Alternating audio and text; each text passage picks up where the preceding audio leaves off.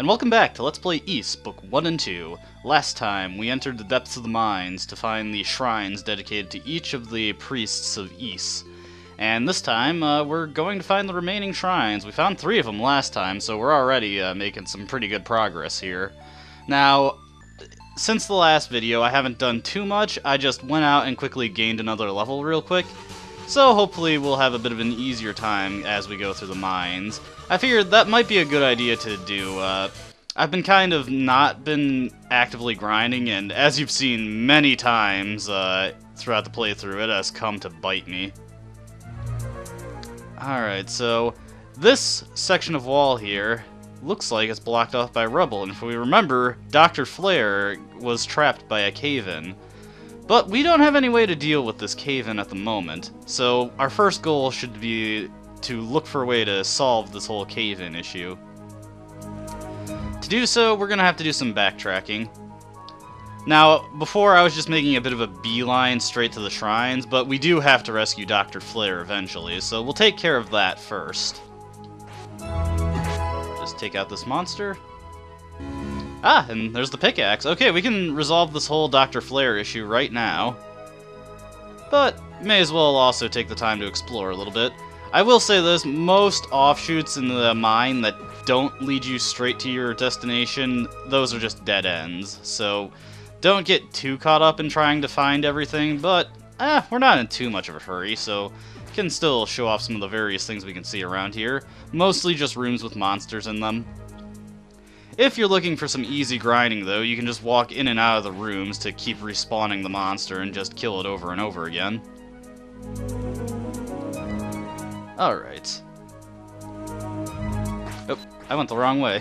Yeah, it's very easy to lose your way in this mine, because everything just looks the same here. Actually, yes, okay. I was like, oh man, is this the right way too? By the way, this pickaxe, you can swing it anywhere, and it'll say it serves its purpose well. But the only place where it actually does anything is right here.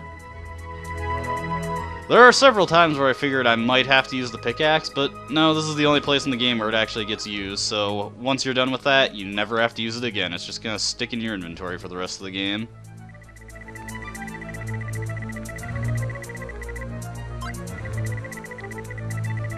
So, this looks like we were right. This is Dr. Flare right here.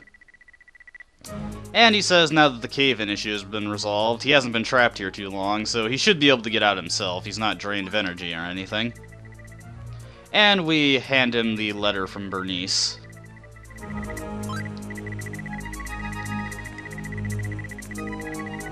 Alright, looks like we gotta do some gathering. A Cursita flower, huh?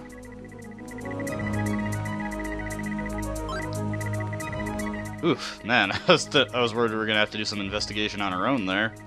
But it looks like the other ingredient is rhoda nuts. And we just so happened to pick one up earlier. So this is the first use for rhoda nuts in the game, is creating the antidote for Lilia. We need a Cursita flower and a rhoda nut, and that's it. We just hand them to Dr. Flare when we get back to town.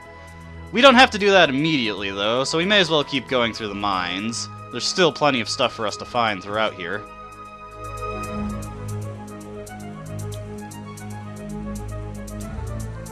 One of the more important things that we want to find is the first spell of the game. And you noticed how I didn't take damage from that monster there. That is the Claria ring in action, if I am correct about its effect. Actually, we don't want to go this way yet.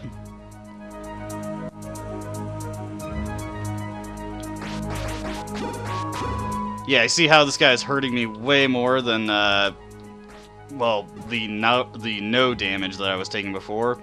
Whenever you just hear that ting sound and you don't have a defense stat high enough to actually survive a hit from an enemy, or survive a hit without any damage anyway, that is the Claria ring in action. I don't exactly know what the odds of it working are, but it works, say, like, at least 25% of the time. Yeah, keep going back this way. Actually, I'm a little low on health, so I may as well check out the shrine. Though you may have noticed in the room with Dr. Flare that there was another staircase that looked just like the ones that lead to the shrines, but it was caved in. So it seems like there's a shrine that is, for the moment, blocked off from us. Alright, so there's the shrine door right there, and this will be our 4th shrine. That guy... Oh, actually, 2 for 1 bonus.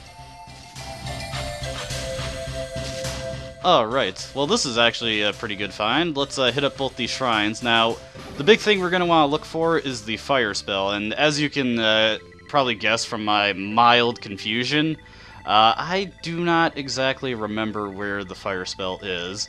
I remember the rough room that it is in, but I don't exactly remember the path we have to take to get to it.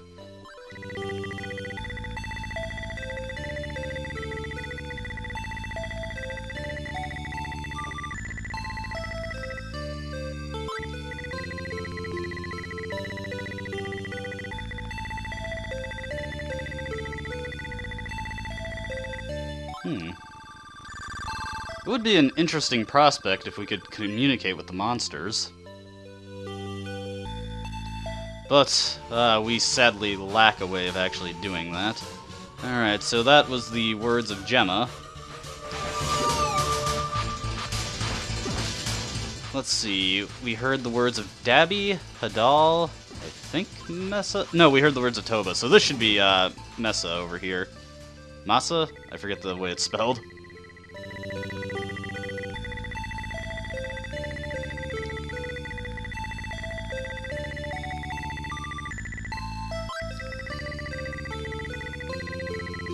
One nice thing, if you go back to these statues for healing, yeah, it's Mesa, the dialogue starts from, these are the words of such and such, so it's not as long every time if you feel the need to go back for healing.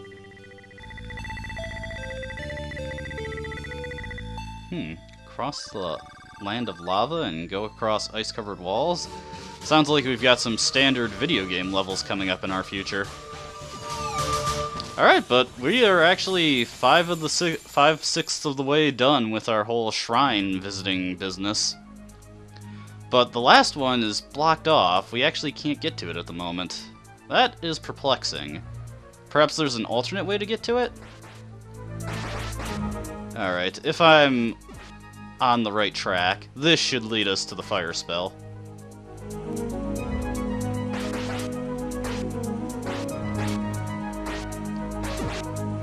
And yes, I am correct. We now have our first magic, the magic of fire. To utilize magic, go to your equipment, and just equip it like anything else, and to use it, you hit the action button. Fire gives us a means of attacking enemies other than just blindly running into them. We can now shoot fireballs at them. Just press A repeatedly to fire a ton of fireballs. You can only have one fireball on the screen at a time, so just mash it whenever you hit an enemy. There you go. Simple stuff, right? And fire is going to be the preferred means of dispatching pretty much everything in this game.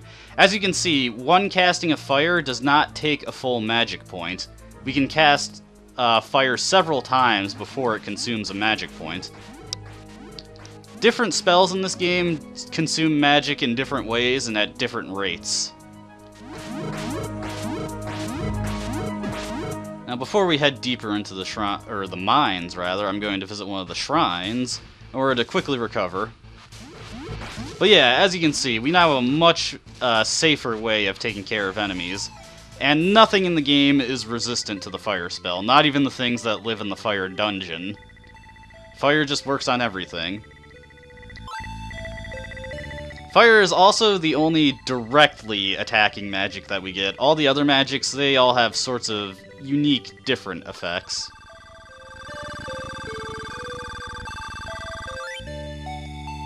Now, I mentioned in the last video that the Rotatory Nut, it has two purposes, one story-related, one gameplay-related. The story-related purpose, we obviously already know, is that it's used to make Lilia's medicine. The gameplay-related purpose, however, and the thing that makes it much more relevant for most of the game, is that it allows you to restore your magic points. You see, there's only two ways to restore magic points in this game. Either you get to a healing location that just restores your HP and your MP at the same time, or you use one of the Rototree nuts and it fully restores your MP. Rototree nuts always respawn in the same location, so whenever you use one, just go back to that area, you can pick up another one. But you can only pick up one at a time due to the way the inventory system works in this game. Now, we actually have a boss coming up, so I'm just going to take out this guy a couple times. As you can see, every time I go through the door, he just respawns. Gives out, what is that, 45 experience points? Hold on, we'll see here. If it goes up to 70, then yeah, 45. No, wait. 60. Ah, my math is terrible. But yes, 45 experience points. I don't know how I messed that up. I think I was trying to think it too fast and I added a 10 somewhere. Alright, just 2 more and we will be leveled up.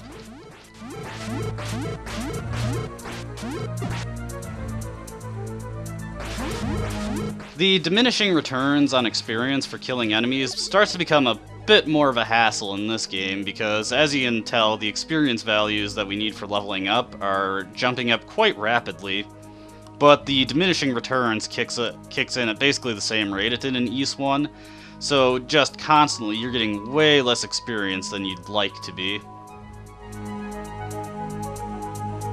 This is a door that looks like one of the doors to the staircases that lead to the shrines, but has these weird little notches right next to it. I wonder if that means anything. I feel it's a good time to make a safety save right here. Something may be coming up. Aha!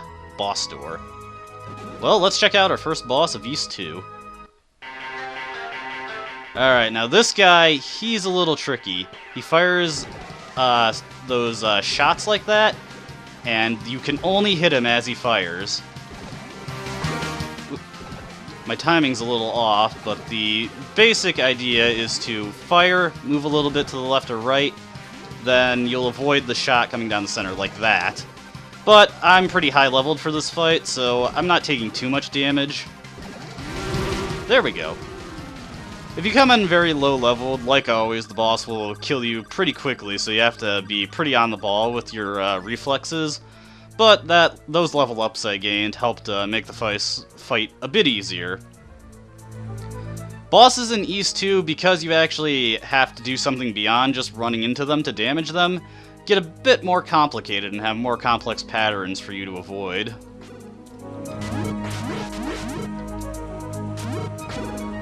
Ugh. Now that was embarrassing. I got hurt way too much by that guy, but I managed to get another level up. Now, I have a feeling about something. Aha! This secret doorway. How did I know that doorway was there? Well, we'll get to that in a second. And it's not just because I played the game before. But here we get the iron ore. Now, if we take this back to Guido's shop, we can sell this for 3,000 gold, and he will expand his selection of armor. Anything that said it was just sold out, we'll be able to get it now. There's one other important thing that we want to get down here. Now, Dr. Flare mentioned that the Cressida flower grows in shady areas by water, and there's a pond in a shady area, and a flower. We get the Cressida flower, so we're already pretty close to done with all the quests we need to complete in Rance Village. We've found most of the shrines, we've got the ingredients for Lilia's medicine, and we've got the iron ore to sell to Guido. Still a little bit more that we have to do, though.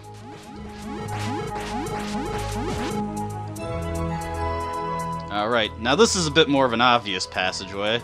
I just want to be careful there, because as you can see, that guy just spawns right there. This game isn't above hitting you with jerk moves like that.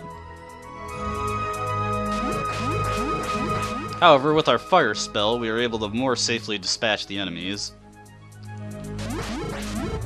I believe the fire spell just increases based off your strength stat. It doesn't seem to be based on anything else. It may be based on level, but I'm reasonably certain that in buying new weapons also increases the damage of this.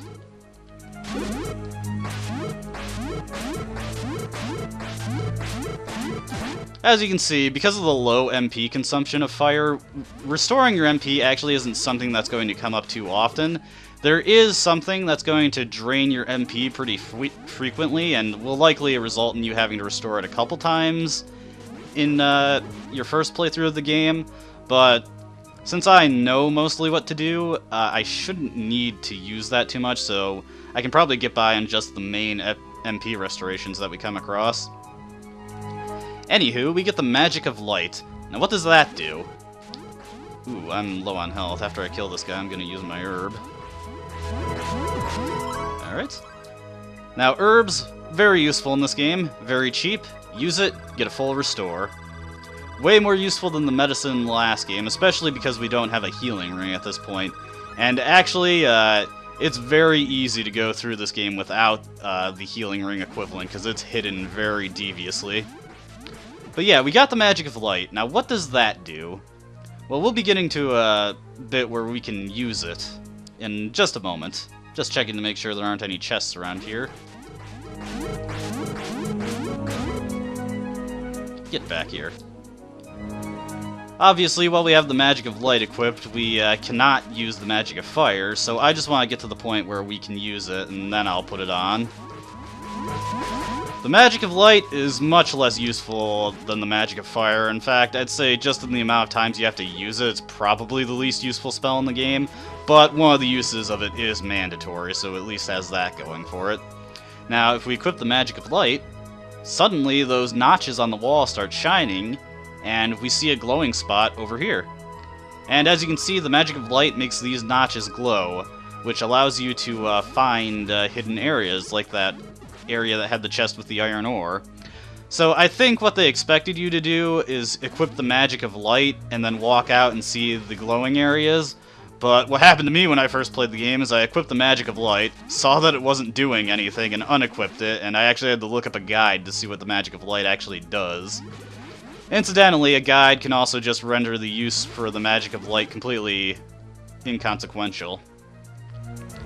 Although I was able to figure out the second place where you had to use it without using a guide, so I guess there's that going for me. Anywho, in this chest we get the Evil Bell, and this is the last item we need from the mines. If you can recall, somebody in the town said that if you ring, or rather, gathering of monsters is signified by the ringing of bells, so perhaps we can replicate that with our own bell. So just something to think about. Now that that's done, we've got everything we need here. Let's utilize the wing and go back to Rance Village. There are more towns in this game than just the two that were in the first game, so that return list is going to get filled out quite a bit more. You feeling better, Lilia? No. But we've got the ingredients to the medicine, so let's go hand these over to Dr. Flare.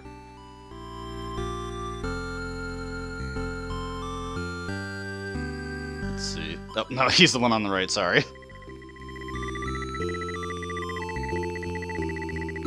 That wasn't too bad. It helped that we had the rotatory nuts to begin with.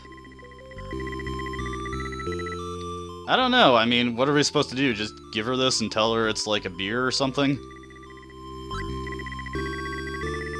Well, I guess we'll just turn it over to Bernice and let her handle it. That is an awfully phallic-looking potion, if I must say so. Now, there's just one more thing that I want to show off at Jade Store. The Life Drop. It costs 60,000 gold, and in this game, that's actually an astronomically high cost. I did not purchase in my last game, and I did not look up what it does, so I actually have no idea what it does. So one of my end goals for this playthrough is to actually get enough money to purchase that thing, which with a specific grinding session that I plan on doing shouldn't be too bad. Now we head into Guido's store and we can sell him the iron ore. For that we get 3,000 gold, and he expands his armor selection, which I think is as good a time as any to invest in some new armor. Let's see, 2,500, 10,000. Actually, let's check out all the most expensive stuff. As you can see, this is just duplicates of the starting equipment from East 1, but as we progress through the game, we will find different equipment. Let's see, that's 5,000. And this is 8,000. So let's see, 23,000 gold we need all together to get all of the most expensive armor here. Now, I'm actually going to invest in the katana because I've got a place where I can get money really, really quickly. And I think that'll be the last thing I show off for this video. But, disregarding that, let's head to Bernice.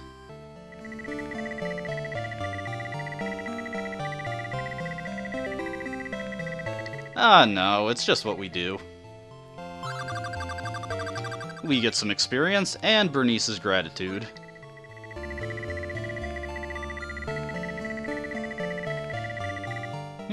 A new wand, you say? Wait, so why did Regs have it if it was your husband who said it was so special? Whatever.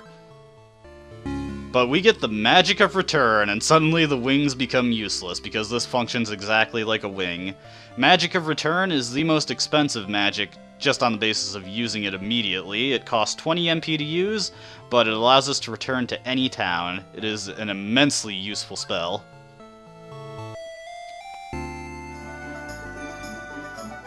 I'm sorry, but I overheard you talking to Bernice.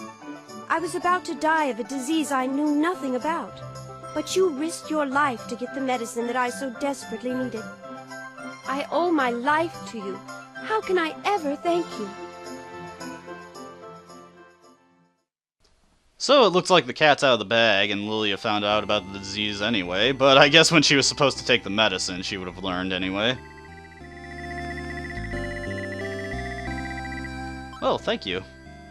But there's one more thing that we have to do in Rance Village. Now, we have no idea where the last shrine is, but there's one more house to go into that I didn't check out quite yet.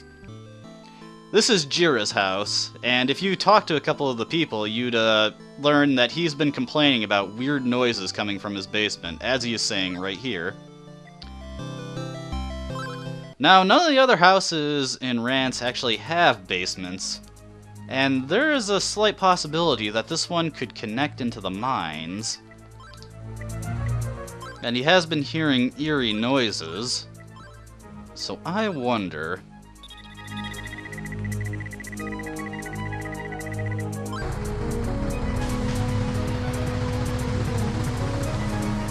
Oh dear.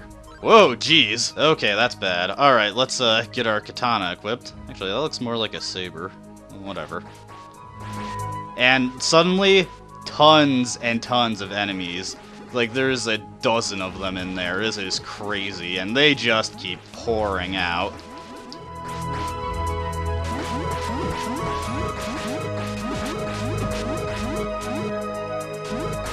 Ooh, boy.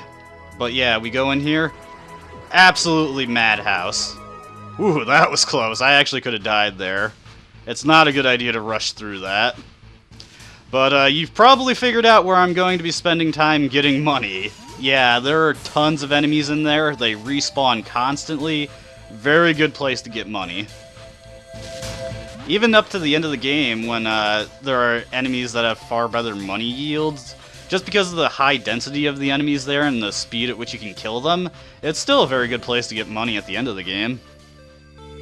But we've made it to the right shrine, the last shrine, so it looks like my hunch was right. Let's check it out. This should be the Shrine of Fact. I wonder how he feels about Dark Fact.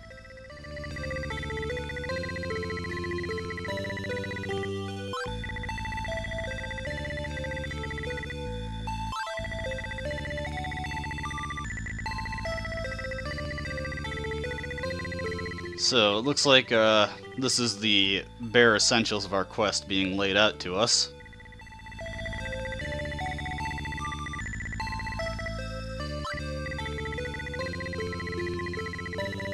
Hey, Claria, we heard about that.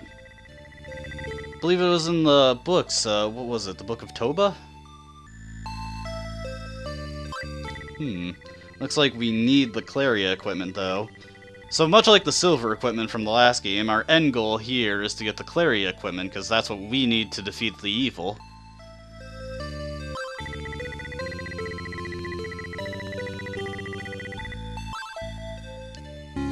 And we get the Scroll of Guidance. Now, honestly, this is something of a game mechanic that I think was supposed to be more important in an early stage of the game, but as it is, basically this scroll gives you hints on what to do, and very periodically you'll find statues that update the information on it for you, but there are exactly 3 instances that I can think of where you can actually update the information on the scroll, and 2 of them are in the final dungeon. Yeah, it's not exactly the most well-implemented mechanic.